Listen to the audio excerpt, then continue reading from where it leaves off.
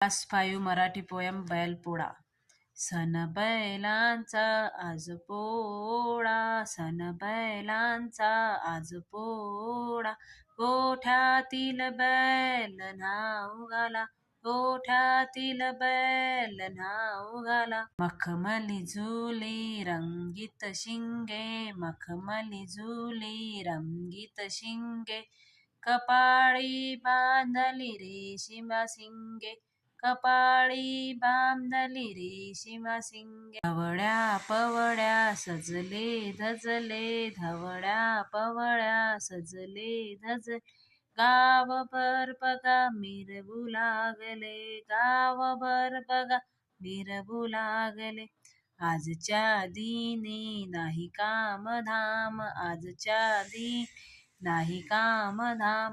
पुरणपोळी खाऊन नुसता आराम, पुरणपोळी खा नुसता आराम. सण बैलांचा आज पोळा, सण बैलांचा आज पोळा. ही कविता धोंडीराम सिंह राजपूत यांनी लिहिलेली आहे. कवितेचा अर्थ.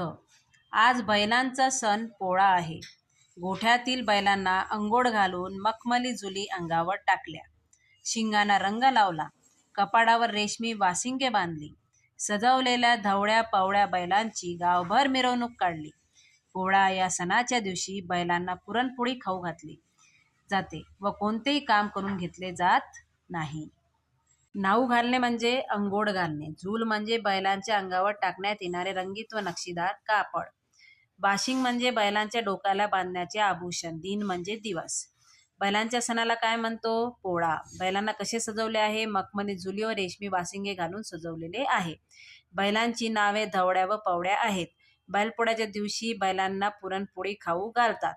शेवट समान असणारे कवितेतील शब्द. मखमली झुली, शिंगे वाशिंगे, धवळ्या पवळ्या, सजले धजले, काम धाम.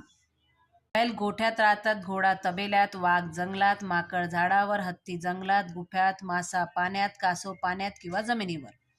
पुरणपोळी पूर, पोळी, रण, पुरण. गावभर, गाव, भर, वर, गा, गार.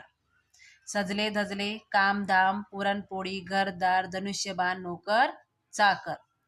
तोंडभर, पिशवीभर, हातभर, घरभर.